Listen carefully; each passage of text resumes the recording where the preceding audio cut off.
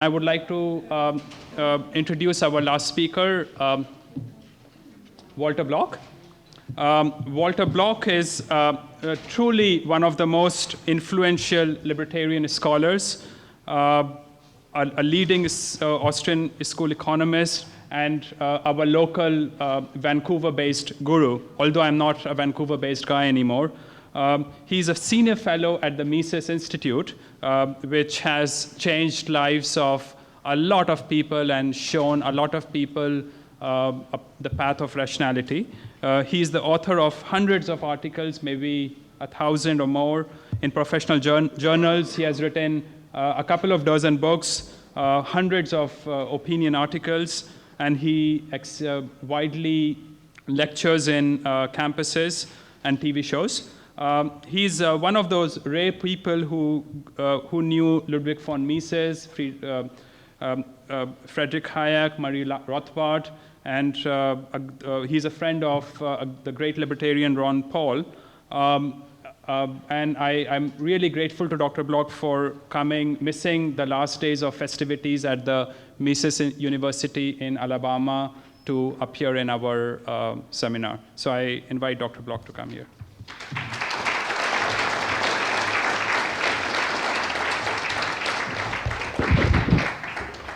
Boy, after that introduction, I'd better do well, otherwise it'll be horrible. I want to be nice to Doug. I've known him for years. I consider him a friend. He's hired about 8 or 9 of my former students, and it's very hard to get jobs in today's market. One of the reasons he hires my students is they're good economists, the way Doug defined it. They know the long run as well as the short run, and the direct and the indirect effects, which they get from Hazlitt, Bastiat, Mises, and Rothbard, all of whom my students get. So Doug doesn't have to undermine everything they've learned. They're already in sync with his activities. But we're friends, and if friends can't disagree, and if we can't disagree, we never learn from each other, so I'm going to disagree with him somewhat. To me, it's very important. Language is very important. Words are very important. Indeed, we're not going to pick up any guns to promote liberty. We don't have any specialization in comparative advantage in guns. All we've got is words. And if we lose words, we've got fewer words to make our case for liberty and freedom. Our friends on the other side of the aisle, and there are 2 other sides of the aisle, the left and the right, take all sorts of words away from us. We used to have the word liberal, as in classical liberal, and we no longer have it. We have to say Ms. If you don't say Ms., you're a sexist or a pig or something. You have to say he or she. You can no longer say he. Even the word libertarian is being tried to be ripped off from us, so we've got to keep all the words we can, and if we start frittering them away and losing them to our enemies, our intellectual and moral enemies, that's not good. Collectivism. Nothing wrong with collectivism if it's voluntary. Look, if you're really against collectivism, you have to be for team sports, and you have to be, if you're really against collectivism, you have to be against team sports, and you have to favor individual sports. But that's silly. I mean, track and swimming are individual sports. Football and basketball are collectivist sports, so there's nothing per se wrong with collectivism. The only problem is with coercive collectivism, where you're forced into doing things. But coercive individualism is no good either. I admire Doug, one of the very few people that doesn't call what happened between 1861 and 1865 a civil war. It wasn't a civil war. Here he's taking a word for us, and I applaud him for that.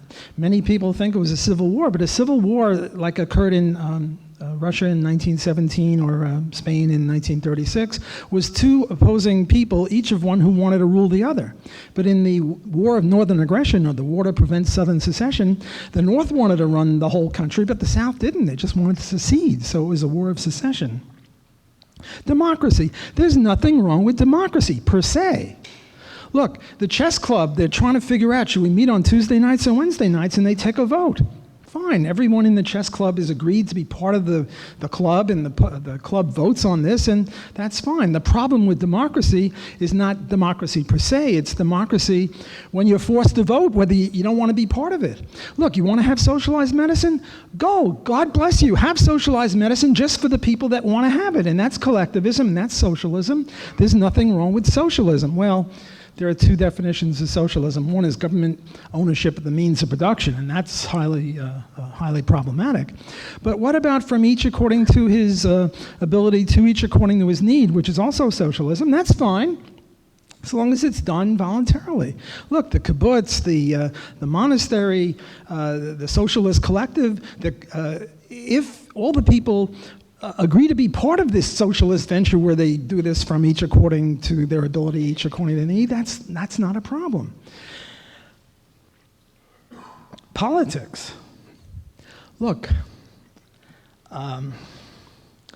before I get to politics, the TSA. There's nothing per se wrong with the TSA. Because of US foreign policy and imperialism, our planes are under attack. Now, the way it should be done is that each airline would have its own attempt to promote safety, and they would compete on that. Now, obviously, I disagree with the TSA, a government thing, but it's not wrong per se to try to make sure that bombs don't get on planes. I mean, that's ridiculous.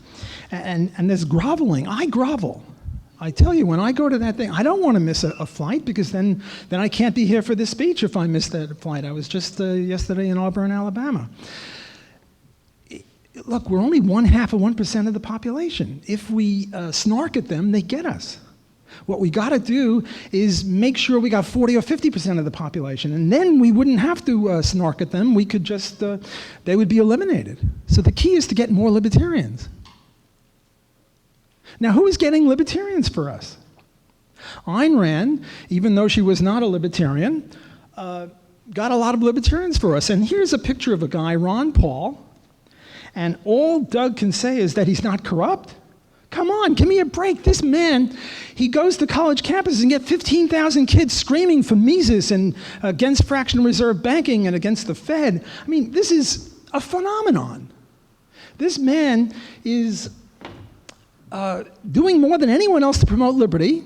And then you got a guy like Stefan Molyneux who gives this long lecture about how evil he is.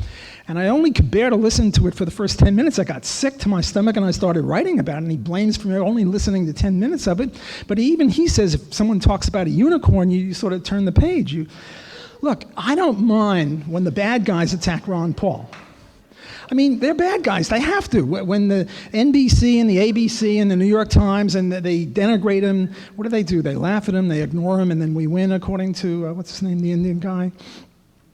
But when a libertarian criticizes Ron Paul, that's despicable. He is doing more for libertarianism to promote liberty and freedom, and then people who ought to know better attack him. That really gets my dander up. Now, in my chapter 12 here, I have a long, vicious attack on Stefan Molyneux. He's never replied to it, but I think he's changed his mind. I'm not sure. But that is really the lowest of the low, when our friends attack us in the back. That's not cool. Now, I had a speech prepared. According to this thing, I was supposed to speak on what is Austrian Economics, what is libertarianism, and discuss their relationship. What I was going to do is do 25 minutes of Austrianism, 25 minutes of libertarianism, and then 10 minutes of the relationship between them. And what I was going to do in Austrianism, where's my, here are my Austrian notes, I was going to do why we're praxeologists, why we don't believe in empirical testing, we don't believe that physics is the model for economics, rather we're a branch of logic, and why the mainstream sees us as cultists. I was going to do a little bit about Austrian business cycle theory, the non-neutrality of money, spontaneous order, entrepreneurship, ordinal and cardinal, transitivity, antitrust, utility and welfare economics, market process, socialism of the bad kind, capital being heterogeneous, not homogeneous, structure of production, indifference. I had a list of about 15 or 16 things. And then under libertarianism, what I was going to do, where are my libertarian notes? Here we go. I was going to say that libertarianism consists pretty much only of the non-aggression principle, which is one side of the coin, and the other side of the coin is property rights. Because someone mentioned if somebody takes a bicycle from someone else, is he engaging in aggression or not? And you have to know who the bicycle owner is before you can determine whether it's theft or repossession of private property. And then I was going to say that private property is based on homesteading and legitimate title transfers such as gifts, barter, trade, things like that. And then I was going to go over a whole bunch of misunderstandings of misunderstandings of libertarianism, among which is that it's incompatible with religion. Another one is that it's incompatible with politics. Another one is that it's incompatible with getting something for nothing. Some people say that's no good. Even war. There's nothing wrong with war, per se. We're not pacifists. Libertarians are not pacifists. If you punch me, I don't have to turn the other cheek. I can try to prevent you from punching me. There were some legitimate wars on the defensive side. The War of Southern Secession, the War of Secession from England in whenever it was, in the 18th century. There's nothing wrong per se with war. Now, war is not nice, but if somebody else is attacking you and you just sort of, spread your legs and whatever, that's not good. That's not libertarianism. I was also going to discuss tenure, healthcare, spanking kids. I tell you, Stefan has a girl. Girls are nice. I have a boy and a girl, and they're very different. My boy just wanted to go out in traffic. I mean, I had to spank him to make sure he didn't go out in the traffic. There's nothing wrong with spanking per se of little kids. I'm not talking about child abuse. Law, socialism, collectivism, I've already discussed. I was going to talk about, could a libertarian be a concentration camp guard?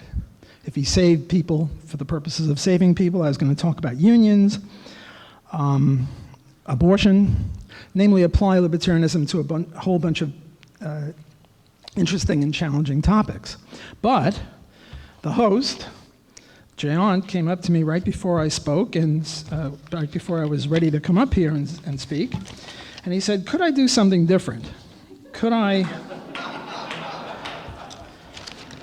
sort of follow Doug Casey's idea of psychology and sociology and things like that, and why is it that people are so much against freedom? Why are they so socialistic in the bad sense, or communistic, or collectivistic in the bad sense? And I said I would try. So what I'm going to do is I'm going to give one or two examples of Austrian economics, how this feeds into this egalitarianism nonsense, and then one or two examples from sociobiology, and then if I have more time, I'll go back to some of these more interesting questions, because I do want to honor my host. He invited me here, and I want to do what he thinks is best, and perhaps that heavy Austrian trip is more for students of economics, and most of you are not economics majors or might not be that interested in it. Okay.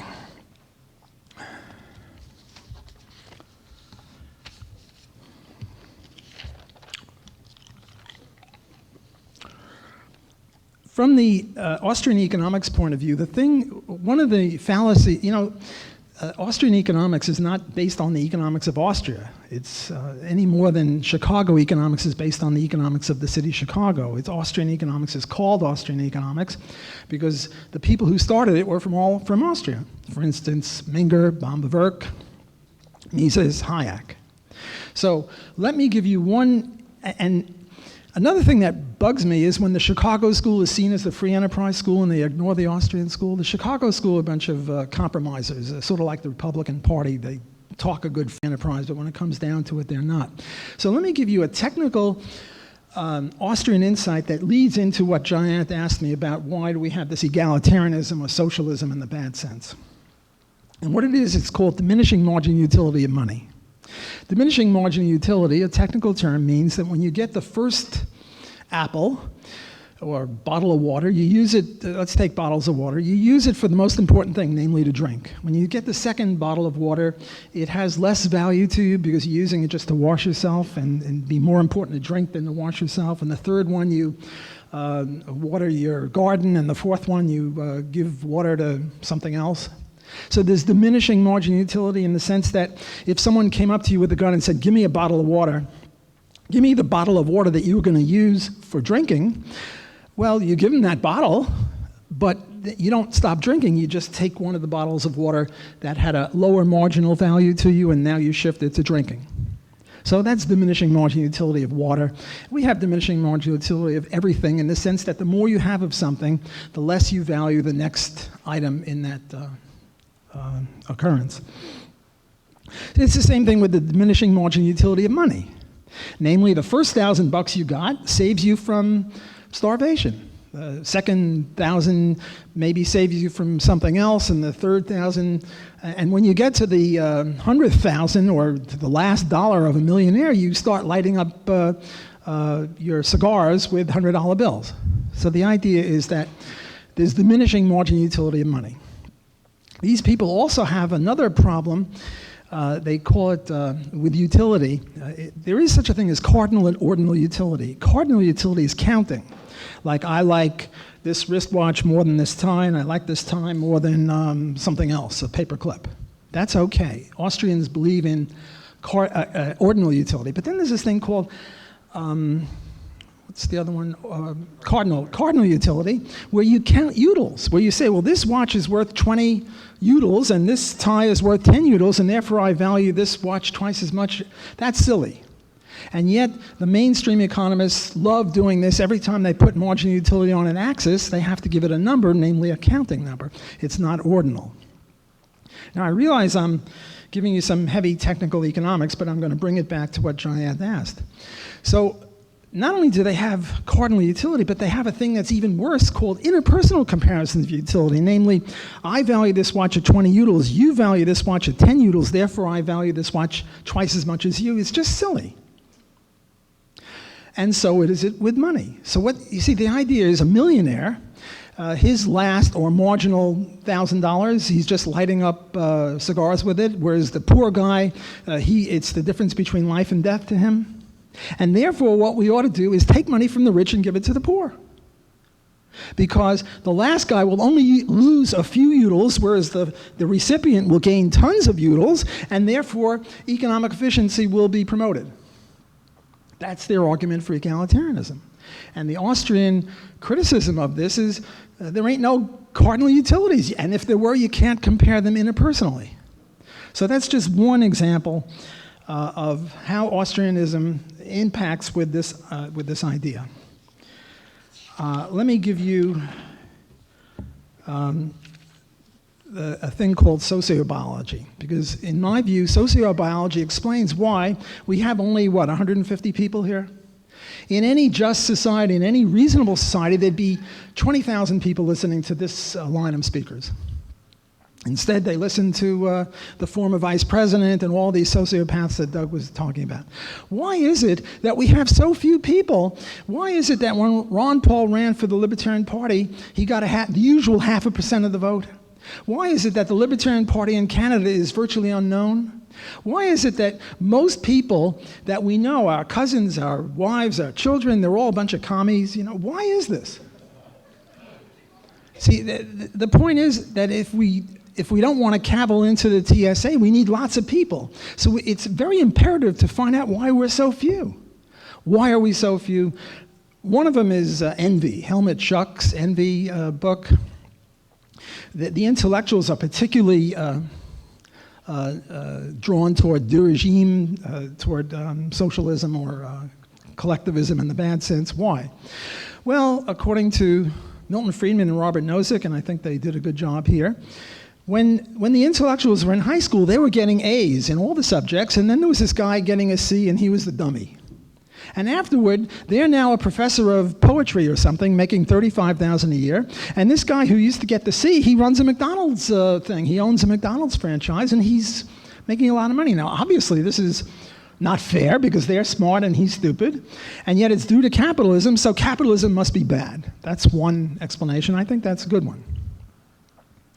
Another explanation is sociobiology. What's sociobiology? Sociobiology is the theory that we are the way we are, we think the way we think, we are against freedom, most of us, 80% as Doug would say, because of biology, because we're hardwired for that. Let me give you a few examples of sociobiology. How many people here are afraid of snakes? Raise your hand. Come on, just a few. If there was a big snake running around, I don't know, I'd pull out a gun if I had one, or I'd panic, or grab a chair or something. Most people are afraid of snakes. How many people are afraid of bathtubs? Huh? Bathtubs? Why would anyone be afraid of a bathtub? Well, do you know that right now many more people die of bathtubs than of snakes? So if you were sensible, if you weren't biologically hardwired, if you were rational, you'd be more afraid of bathtubs than snakes. Milton Friedman died of a bathtub. What happened is he was 92 or 93. He slipped in the bathtub, he hit his head, and on the way to the hospital, he died. And that's just the tip of the iceberg. Bathtubs are very dangerous. But we're not hardwired to be afraid of bathtubs. Why not? Because 1 million years ago, when we were in the trees or in the forest or wherever we were, there were no bathtubs. To be afraid of a bathtub in those days didn't give you any more chance to leave progeny than if you weren't afraid of a bathtub. It was just neutral. There were no bathtubs. But if you weren't afraid of snakes, if you go up and pat one, hi snakey, how are things going, shake hands, you didn't leave too many children. So we are the products of people who were afraid of afraid of snakes. We're hardwired to be afraid of snakes. Even though it doesn't help us much now, whereas being afraid of a bathtub, being cautious around a bathtub would be much more helpful. Let me give you another one.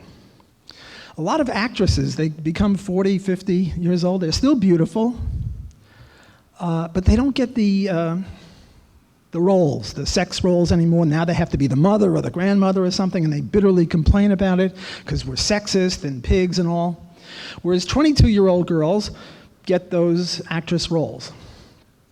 Now, suppose there were two tribes, and the reason for this is that we're hardwired, we men, to look at 22-year-old girls and say, whoop-de-doo, let me at them.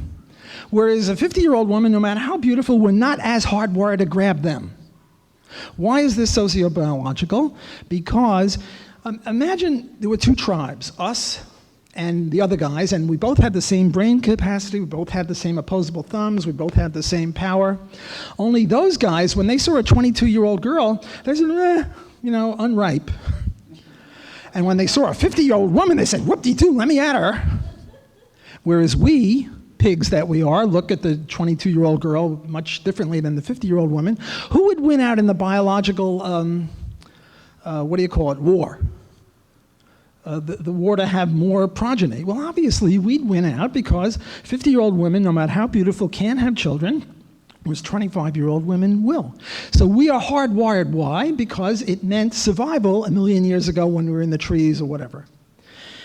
Let me now bring this to closer to our concerns. Why are we so few libertarians? Now look, there are two ways that we can help each other survive. There are two ways that our tribe can beat the other tribe, the one that doesn't exist anymore, this theoretical tribe I'm creating. One way is benevolence. I help you this week, you're sick. You help me next week, when I'm sick, our tribe survives. Benevolence is good, charity, help. The other tribe, you're sick, tough on you, you die, and that tribe has a comparative disadvantage vis-a-vis our tribe. So benevolence is very good, and we are hardwired for benevolence. We see somebody, a crying baby, or a person who's sick, and our heart goes out to them, and we want to help them.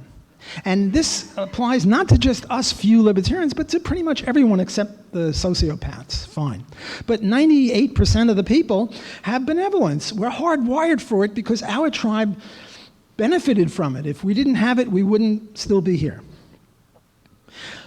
And benevolence works well in small groups. When we were in the trees or in the caves, we had a tribe of 25 people, 50 people, 100 people was probably big. Everyone knew everyone was benevolent, everything was fine. But there's another way that we can help each other now, and it's not a direct way of benevolence, it's indirect through the market. Are we hardwired for that? Not really, because in our days of 1 million years ago, you didn't have markets. You didn't have the Chicago Mercantile Exchange. You didn't have the New York Stock Exchange. You didn't have buying and selling. Well, I'm getting a little ahead of my story. We're much more hardwired for benevolence than the other. Let me give you two examples of this. One of them is every time I get a new freshman class, they come in, and price gouging is evil, and profit making is evil, and business is evil, and all they're into is benevolence and charity. And how will the poor survive if we privatize anything? That's what they're into. They got that from high school because their high school teachers are also into this sociobiological hardwiring toward dirigisme, if I'm pronouncing that right, bad socialism. And what I do is I give them a Hazlitt book, I give them Atlas Shrugged, I try to get this out of them if I can, but it's a hard struggle. Another example, I teach at Loyola University, New Orleans, and we had Katrina in 2005, I think it was. And what happened during Katrina? What happened was the prices of flashlight batteries, candles, milk, baby diapers, gasoline, catapulted through the roof. They just rose very high because we still needed these things, but they were no longer coming in because of Katrina. The traffic was impossible. Now, we know as economists that higher prices have two beneficial effects. One is they call forth stuff, ice, milk, orange juice, whatever, baby diapers, from Texas, from Kentucky, from Michigan, from everywhere else. Why? Because they can make a profit. If the prices are triple in New Orleans, why sell it in Oklahoma when you can bring it down here to New Orleans for a couple of $100 and make a couple of $1,000? FEMA stopped them. That's a whole other story. But one of the motivations to help us was greed, making a profit. The other was benevolence. And I say that when people in New Orleans are in trouble, what you want to do is mobilize all human emotions, all human psychology to help us. One is benevolence, and the other is greed, and let's get them both working. One benefit is when the price goes high, it kicks in with the greed. People, entrepreneurs from elsewhere come down to help us. The second one is, in a sort of egalitarian way, look, if the prices, you go to Walmart and the prices are the old low prices, the first people in line can just grab up all the water. But if the water instead of 99 cents is $10, then you're not going to grab up all the water you can get. You're going to be more reasonable. You're going to allow the people at the back of the line to get some of the water or the orange juice or whatever is in short supply. So the price rises have two benevolent effects. On the supply side, they bring in more supply. On the demand side, they encourage people to share it out a little bit so everybody gets some. But that's economics. That's not sociobiology. That's a very technical kind of a thing. Most people don't understand that. Most people say it's gouging. And the governor of Louisiana said that when prices rose, she's going to throw the gougers in jail, and everyone applauded her. Let me give you one more case. There was a truck. Some kids came down from, I don't know where it was, maybe Indiana, and they had a whole truck full of ice bags. And ordinarily an ice bag is what, 99 cents? They were selling for $25 each. And there was a whole lineup of people waiting to get their ice bag for $25 or $50, some very, very high gouging, unconscionable price. From this, we as economists can deduce that they value the ice more than the $50, right? Otherwise, they wouldn't be online to get it. And we certainly know that the people selling it value the $50 more than the ice. So there was a mutual benefit. So what happens? Somebody with a what do you call those phones? Cell phone, gets online. He's online. By being online, he demonstrates that he values the ice more than the $50. He calls the cops come in and they shut it down and everybody online applauds. You know, they say there are no contradictions in nature. This is a contradiction. Why did this happen? Because they're hardwired against commerce. That's why it's like what do you call it, the Sisyphus thing? The guy rolls the ball up the mountain and it keeps coming down. That's why we keep talking about liberty. That's why we have Mises and Rothbard and Doug Casey and Rick Rule and Stefan Molyneux, who I admire greatly for his work on anarchism. I'm a big fan of his in other ways, not when he attacks Ron Paul, but in other ways. And it's... No, that's true. I have them on my list. When anyone asks me about anarchism, I give them a list of 15 articles, and one of them is one of his lectures. But why is it that we talk till we're blue in the face, and we get nowhere? Because people are hardwired against what we're saying. Now there is a complication. I gave this talk to a colleague of mine, and he said, but we found, a colleague in anthropology or something, we found caveman places where there were like a tribe of 50 people and there were 3,000 pots. We found another tribe of people where there were 3,000 spears, and another tribe of people of 50 people where there were 3,000 fishing hooks or something, which indicates trade. And the answer to that is, yes, we have some implications of trade, but that was only 10,000, 15,000 years ago. But as mammals never traded, but they had benevolence. The mother deer takes care of the baby deer, right? Mammals, not the cold-blooded creatures. So we're coming up with this article. We're going to write about all this. The point is, yes, we might have some little bit of hardwiring for free enterprise as well, because our people did trade, but that was only 10,000 years ago. But if you go back millions and millions of years ago to when we were mammals, we're much more hardwired for benevolence. Okay, so every once in a while, a genius, a Mozart, a Rothbard comes along and rallies the troops. And I gave you two examples. One was Ayn Rand, and the other was my man Ron Paul. In 2009, before Ron Paul was Ron Paul, I invited him to Loyola and he spoke. I asked him how long he'd speak for, and he said, a half hour. He spoke for 1 hour and 10 minutes with no notes. And he talked about 3 things. He talked about foreign policy. He talked about how can you call it defense when you have 800 or 900 military bases in 130 different countries, and you call that defense? You know, we just had this NBA basketball between Miami and Kansas City, and whenever the team played in the hostile audience, what do the fans yell? Defense, defense. They can distinguish defense and offense because when the other team's got the ball, you're on defense. Why can't they distinguish that in foreign policy? Look, Ron Paul kept saying if there were Swedes or Brazilians or Chinese in our city killing us, we'd get snarky. Why can't we credit other people with that? So on foreign policy, he was just magnificent. On domestic policy, he was great. On economic policy, the Fed is what's causing the business cycle. The Fed artificially lowers the interest rate. Now I'm getting back into Austrian economics. And the Austrian theory of the business cycle is that it's not a macro, it's a micro thing. You see, the way the Keynesians look at it, whether they're the left-wing Krugman Keynesians of the fiscal policy, or they're the right-wing Keynesians of Milton Friedman in the Chicago School, they think that the economy is sort of like a car. If it's going too fast, you hit on the brakes. If it's going too slow, you hit on the gas.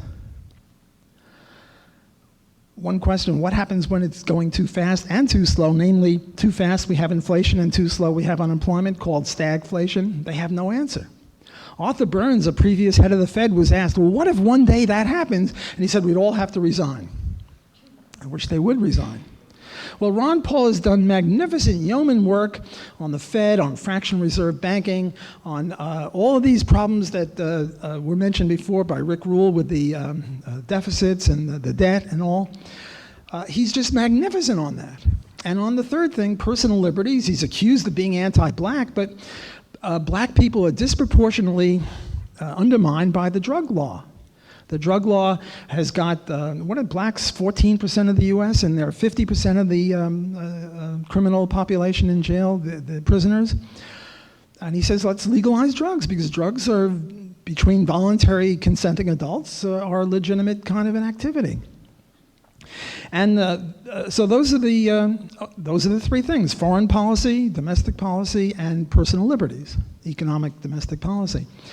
When I invited him to speak at Loyola in 2009, he really wasn't Ron Paul. We only got 2,000 people for him. He said he was going to speak for a half hour. He spoke for 1 hour and 10 minutes with no notes. I was standing right behind him because I introduced him. He just had a blank podium, and he just charmed the people who are hardwired for socialism. He's a hero.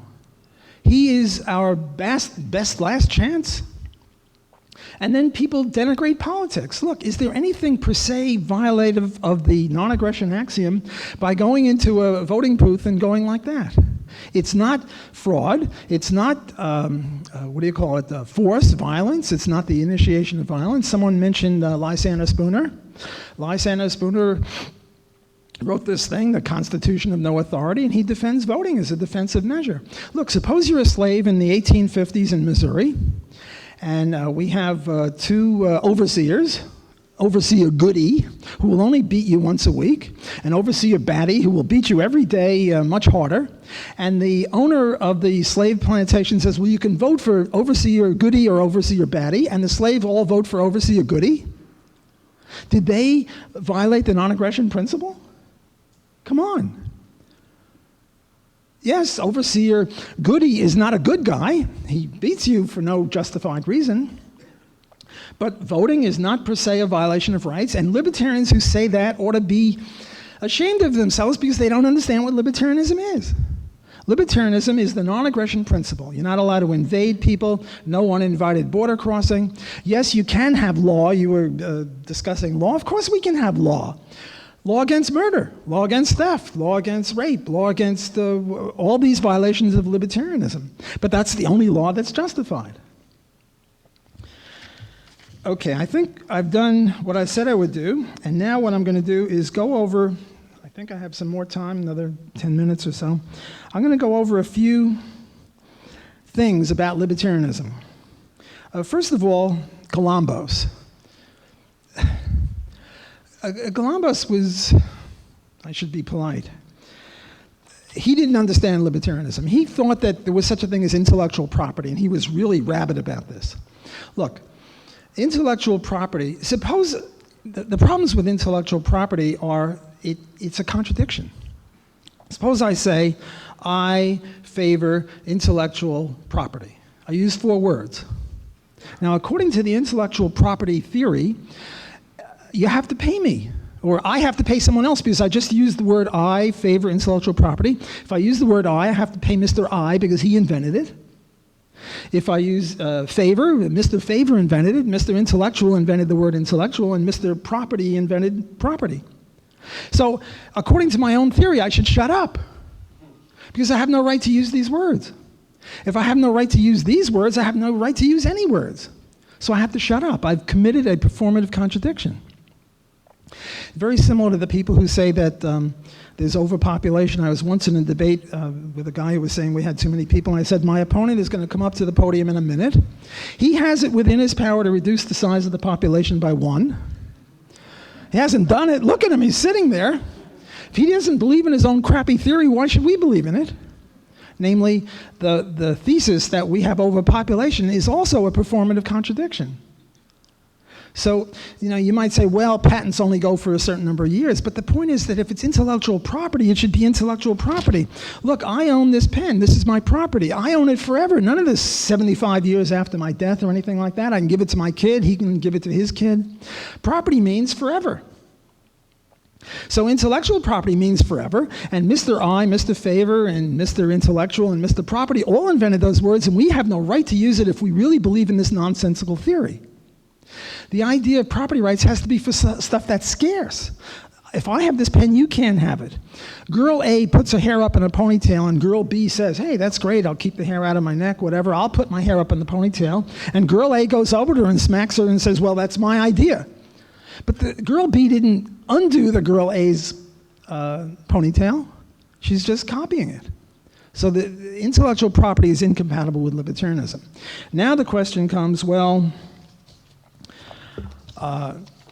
suppose, now the question comes, well, if we don't have intellectual property, will we have new pharmaceuticals, new computer programs, new inventions, new whatever? And here it's sort of an empirical horse race. On the one hand, if you give me a patent, if I invent the bicycle, I have more of an incentive to invent the bicycle. So that means that more bicycles will be built. But if you give me a patent to build a bicycle, and now you want to build a tricycle, you have to sort of go around my bicycle. And now we have a lawsuit over whether the bicycle and the tricycle are different enough so that I can sue you or not. And then we have a lot of people who could be inventing stuff, and instead of inventing stuff, they're in lawsuits. So on the one hand, yes, intellectual property might help in some way. On the other hand, it might hurt.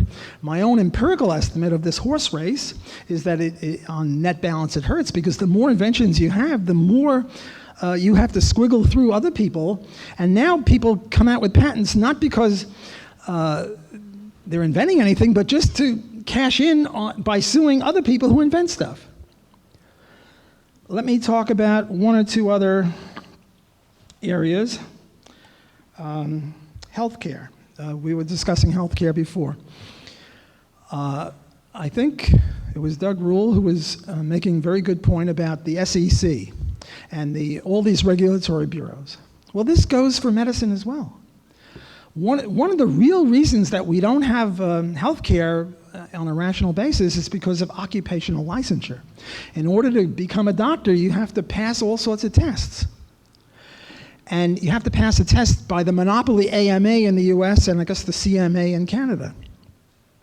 And what they do is they make you take the test in English, or French, I guess, in Quebec.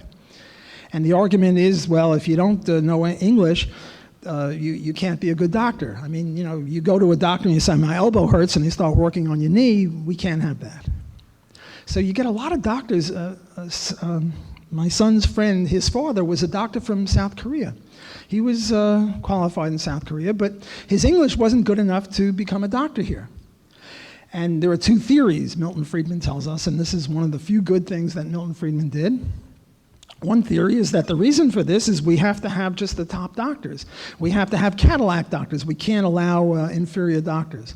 And then he quite rightly says, well, how about if we only had Cadillacs, Rolls Royces, and better cars than that? Would the average person be better with no Fords and no Chevrolets and no Hondas? The other theory is that the reason that they do this is to restrict entry, to keep prices up. Doctors make 5 times as much before they were socialized as PhD biologists. I pick PhD biologists because they have some of the same abilities. So the reason that medical expenses are so high is because of government, which is supposedly going to cure the thing. It's very, very similar with Food and Drug Administration. The FDA approved thalidomide. Well, they didn't prohibit thalidomide, and thalidomide was a good morning sickness drug. In the first trimester, pregnant women cough up their guts, and this solved it, but then in 2 or 3% of the cases, the babies came out malformed. So that was a type 1 error, approving of a bad drug. Now they do type 2 errors.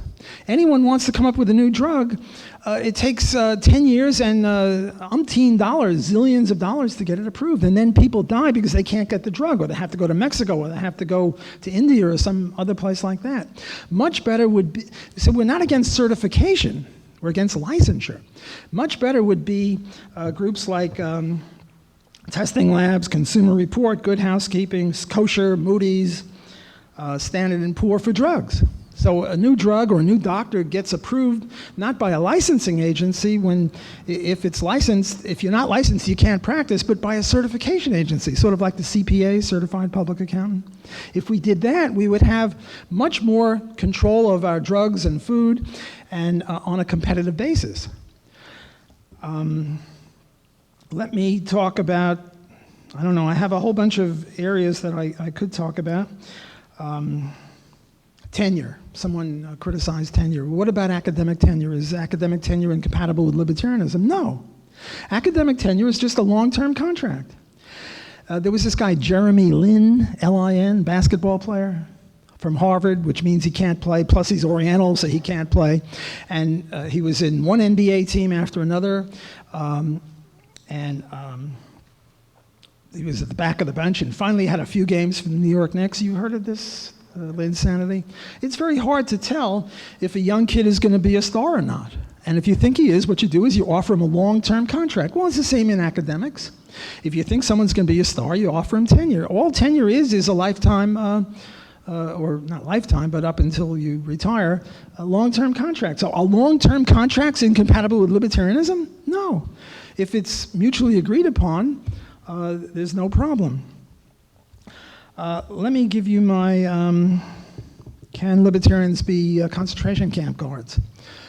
Okay, so here's the situation. Concentration camp guard kills 100 people a day. Jews, gypsies, blacks, gays, whatever, 100 people. And now I'm a libertarian, and what I want to do is I want to become a concentration camp guard, and I'll only kill 90. I have to kill 90 because if I don't kill 90, they'll see me that I'm not a good concentration camp guard, but I can only kill 90, and I save 10 people a day. And now it's a year later, and 365 times 10, I've saved 303,650 people. And now the war ends, and I'm up in front of the libertarian Nuremberg trial. And I'm accused of murder, and I admit it. There's no prevarication here. I admit I killed 90 people a day, but I saved 10, and I say that my motivation was to save 10 a day and stipulate that if anyone else was a concentration camp guard, he wouldn't have saved those 3,650 people. And my analysis of this is that if any one of the heirs of the people I killed demands that I be put to death because that would be an appropriate punishment, let's again stipulate, well then I have to be executed. But first you have to hold a ticker tape parade for me, and you have to give me a medal, a libertarian medal of heroism, and then I die. So libertarianism is a complicated thing. The first shot at it is do not invade, do not engage in an uninvited border crossing, do not murder.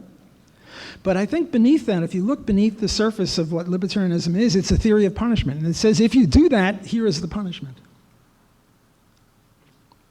A little convoluted. Let me end with one last attempt to apply libertarianism to a controversial, not that that was a controversial issue, I just made that one up. But here's a controversial issue, abortion. How many people are pro-life here? How many people are pro-choice? Okay. This is one of the most complicated issues facing our society today because you have something good to be said on both sides. On the one hand, I think that a human being starts with a fertilized egg. I stipulate this in my publications on abortion.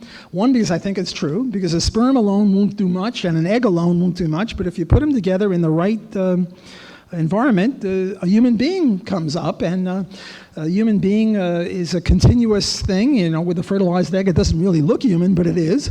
And a day before birth, the baby is well formed.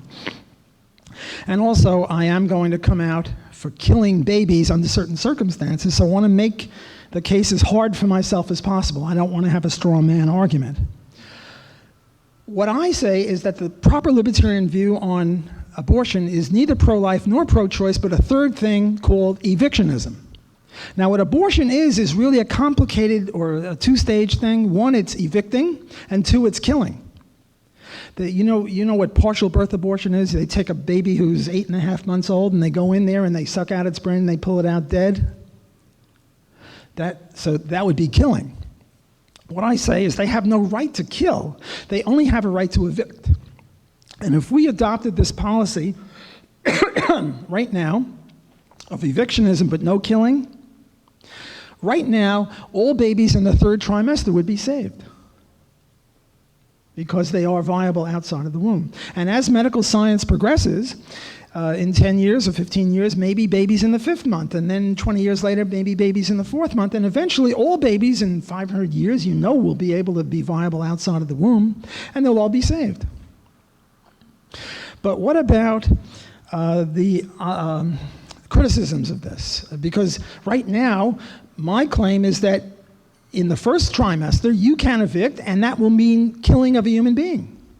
And we just did say that murder is no good, but I regard the unwanted baby as a trespasser. The mother owns her womb, and there's something growing in her that she doesn't like. That's trespass.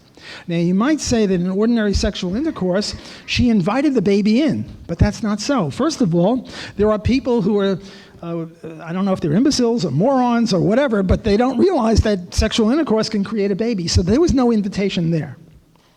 Secondly, there is this thing called rape. Girl is walking down the street, someone grabs her, impregnates her, and now she's got something growing in her, and the rights of all babies are equal. The baby is innocent. Right? The baby didn't do anything. And so this idea that having sexual intercourse is equivalent to an invitation is not always true. But look, suppose I invite you up in my airplane, And now we're at 30,000 feet, and I don't have any parachute for you. And I said, well, you know, it's nice visiting, but, you know, you'll have to leave. Well, here there's an implicit contract. When I invite you to an airplane, that I'll bring you back down as I treat you as I would treat myself. Now, I'm not against implicit contracts. If you buy a cup of coffee in a restaurant and you drink it down and then they present you with a bill for $1 trillion, you have an implicit contract with them that if they want to charge you such an unusual amount of money for a cup of coffee, they have to make it very clear. And if they don't, you don't owe them any $1 trillion. So I agree with implicit contracts, but there's no implicit contract that you have to bring up the baby. First of all, for there to be an implicit contract, there have to be two parties. And let's forget about the father, because there is such a thing as, what is it called, where the father and the mother, me and my wife say can't have a baby and we hire some younger, I'm sorry?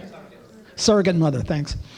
Now, in the surrogate mother contract, then she can't just evict when it would mean killing, or even evict at any time, but she signed a contract to keep it for 9 months. So forget about surrogate contracts. Forget about the father. Because if there was a contract, then obviously she can't evict. But suppose the father is out of the picture. Did she make a contract with the baby? An implicit contract with the baby? No, because you have to have two parties to a contract. And let me explain the birds and the bees here. Sexual intercourse occurs, and then the sperm starts moving up somewhere. Don't ask me, I'm not a biologist. And then 10 minutes later or an hour later, you get the fertilized egg. So at the time of intercourse, there was no other person. There wasn't a fertilized egg at the time of intercourse. So there can't have been a contract with the fertilized egg. So this is a rather complicated issue, but what I'm trying to do is show you the beauty of libertarian theory. Libertarian theory is a beautiful thing. It can apply to pretty much everything. And I gave you a list of other things that I really can't get into because I'm running out of time now, like unionism or other things, but maybe during the question period we can get into some of them. Thanks for your attention.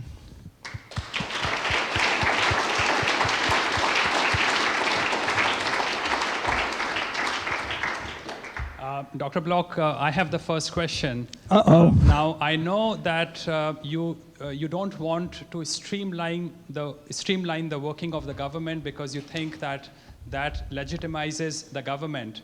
For example, you don't want to help government improve the taxation, the method of taxation, because you think why legitimize the government and improve the quality of government, which is inherently illegitimate entity.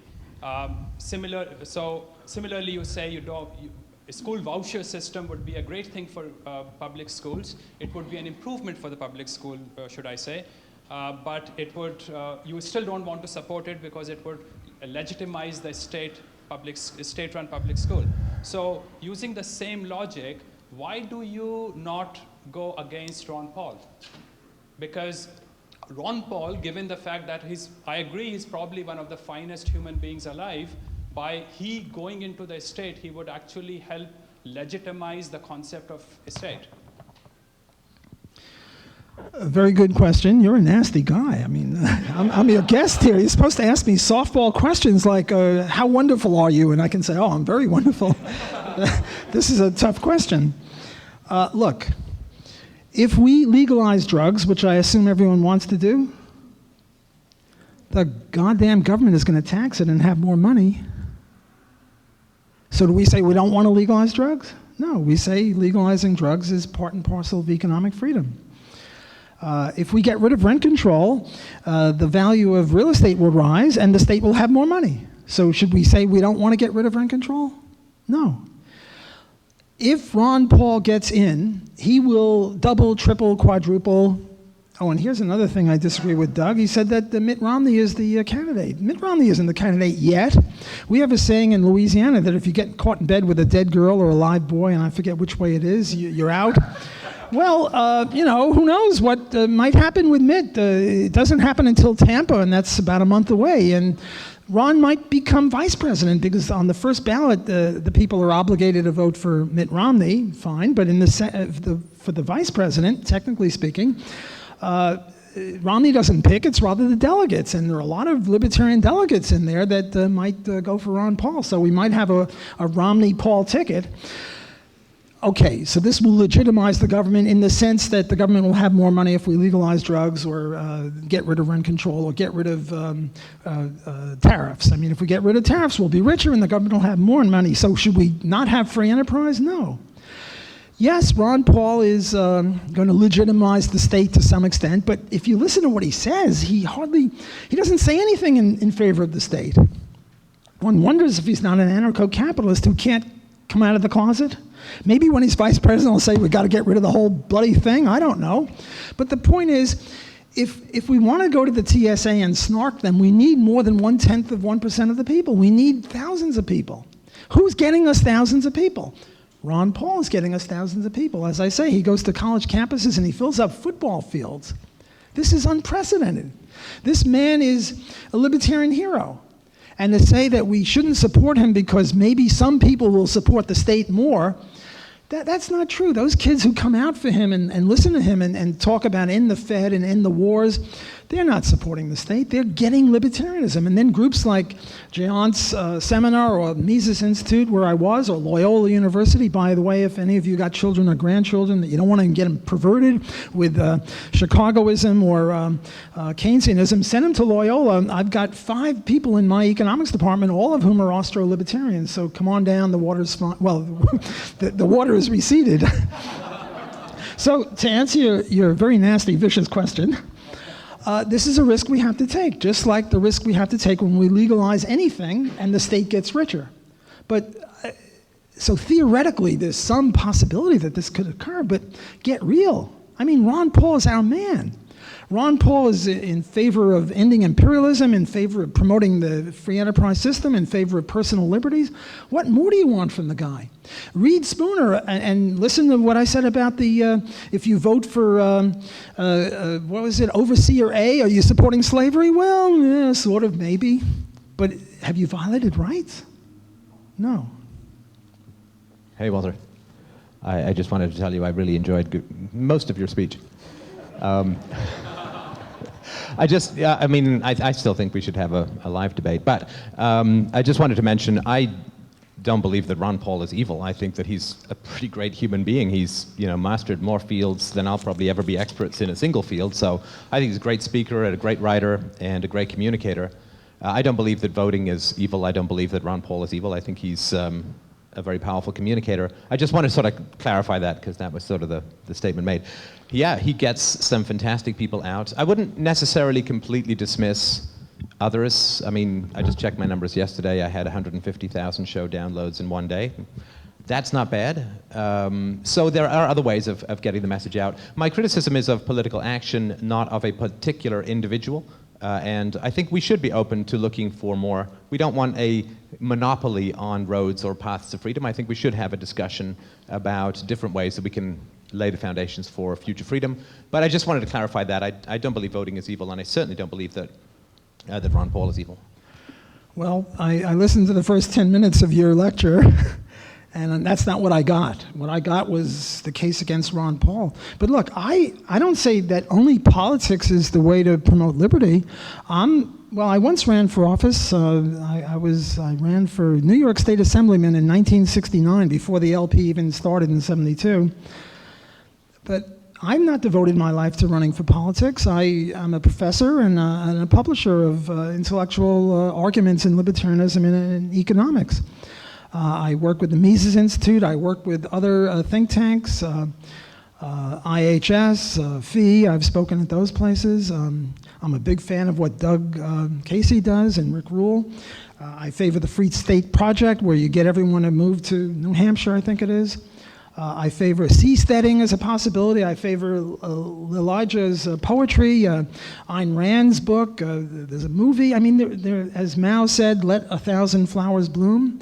But nobody else is attacking any of this other stuff. Nobody is saying we shouldn't, well, somebody is saying we shouldn't have universities. That was, what's his name, Gary North. I got into a debate with him on that.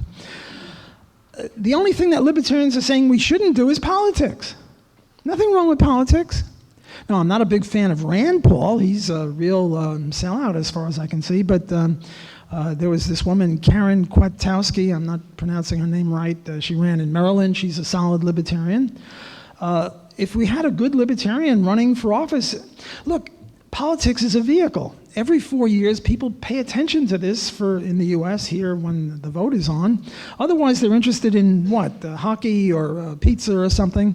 But every once in a while, they focus on this, and this is our chance to make some friends, to make some converts to the freedom philosophy.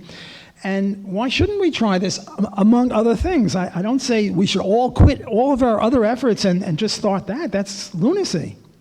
Look at me, I'm a professor. I don't do politics. But I honor and favor Ron Paul, and this book is my love letter to Ron Paul. A lot of it is this foreign policy, domestic policy, civil liberties, civil rights. But a lot of it is just sort of my attempt to promote his candidacy. Like I would say, well, who will he pick for vice president? Who will he pick for Supreme Court? Not that I thought it was that much of a chance, but then it gives me a chance to list all the good libertarian lawyers. I didn't have your name in there, but I'll get you on the next version of this book, maybe. So this is my attempt to promote Ron Paul because he's promoting liberty. And he's doing a magnificent job. And to say that, well, he's not a horrible person, I think is too damning with faint praise. I think that spanking is a euphemism for hitting. And I'm curious, in your opinion, why the non-aggression principle does not apply to a child? It only applies to consenting adults. Children are imbeciles or morons. I'm not sure I got that distinction.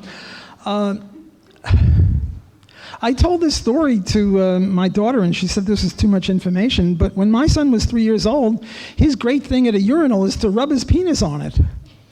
And I was adamant that he not do that, so I would sort of grab him away. Whereas if I grabbed you away, Winston, that would be assault and battery. I can grab my kid. I mean, I'm not a child abuser, for God's sakes, but you have to have a little rationality here. I think people who have girls are perverted because the girls are so nice, sugar and spice and everything nice, but boys are puppy tails, dogs, or whatever it is. My kid was forever trying to run into the street, and I couldn't make sure that he didn't, so I would spank him once in a while. I didn't hit him hard, but you know, one time he threw sand in his sister's eyes, and I wanted to, my wife wouldn't let me, but I wanted to throw sand in his eyes to show how it felt, just to teach him. My wife wanted me to distract him with a toy or something. I wanted to throw sand in his eyes to show what it meant to do that to his little sister. Look, children are different. The libertarian view is you can't initiate violence against other adults, that all adult behavior should be consensual. But children are irrational. They're just babies. You have to, as I said, I physically grabbed him when he wanted to put his penis on the urinal. Whereas if I grabbed another adult who wanted to do that, I would be guilty of assault and battery. I mean, another adult that wants to do it, what can I do? I mean, I could maybe argue with him or something or say it's not healthy. But you know, there's this expression, do you know the difference between a living room and a bathroom? And if you say no, I say, don't come to my house. Well, if you don't know the difference between a child and an adult, then don't get into political economy, because they're different. And the same with mentally handicapped people. You have to use force on them because they'll run into traffic or they'll do God knows what. I'm a Zazian, I love Thomas Zaz, but there are people who are mentally handicapped and they have to be controlled for their own good.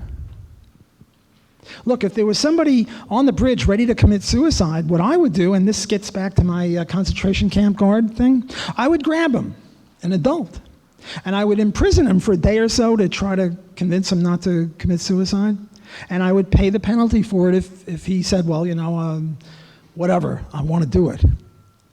So I think that we have to look at these principles with a little bit of common sense. And children are a different category than adults. Last very quick question. Hi, Walter. Thank you for coming out and rushing over here from Auburn. My brother was down there and he had a really awesome time. You're very well received down there. Okay, my quick question is, and it ties right in with converting more people. You know, Vancouver, the Lower Mainland, it's very, you know, NDP supporters, socialism is rampant here. A lot of confusion about what capitalism is and isn't. You, as I know it, were once a communist, and you went to see Ayn Rand speak, and that night you went to dinner and you were converted to be, you were led to the path to your philosophy now. In a nutshell, what was said to you, and what could I take from that to use when I speak to other people? Well, what happened was Ayn Rand came to Brooklyn College to speak, and I was a Brooklyn Jew, and all Brooklyn Jews were, lefties, and if you weren't, you were weird. And I was moderate in those days, and I came to boo and hiss her. And at the end of the lecture, the Ayn Rand study group that had invited her to campus said anyone could come to lunch in her honor, even if you disagree. So I came, and there was this long table, maybe 50 people on the side. Ayn Rand was at the head, Alan Greenspan, Nathaniel Branden, Peikoff, and I was relegated to the foot of the table, way over there. And I turned to my neighbor and said, this capitalism stuff is evil, we'll have starvation, babies dying. He said, well, I don't really know that much, but the people who do are at the other end of the table. So I went up to Ayn Rand and Nathaniel, I put my head between them.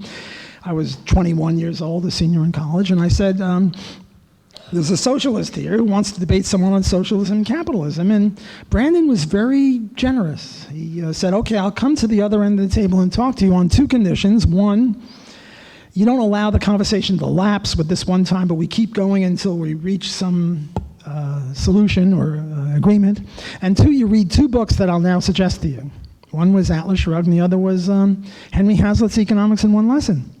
And I read those books, and I came to Ayn's house and to Branden's house, and in about 5 sessions, I was pretty much convinced. I read that Atlas Shrugged the first time when I was 21, and I've read it every 10 years since, and I get more out of it every year. That is the best novel ever created as far as I'm concerned. So in terms of converting people, give them Hazlitt's Economics in One Lesson and Atlas Shrugged.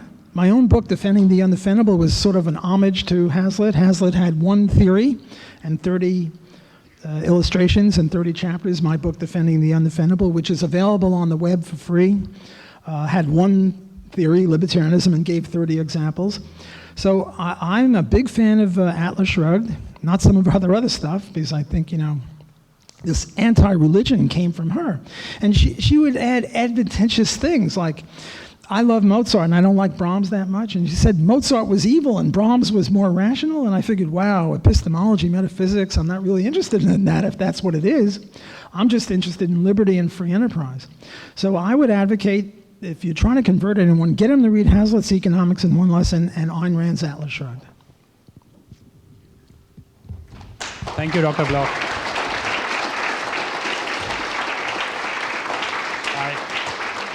I want to thank everyone for coming here today. It was a wonderful day. I hope you got your money's worth. I appreciate the fact that some of you have been concerned about whether I was losing too much money in running this seminar, and I've been running it for 3 years now. And I appreciate the fact that some of you have offered money for students, which despite that I discouraged you from doing that. But I do want to say that I made a profit in this seminar. Thank you very much.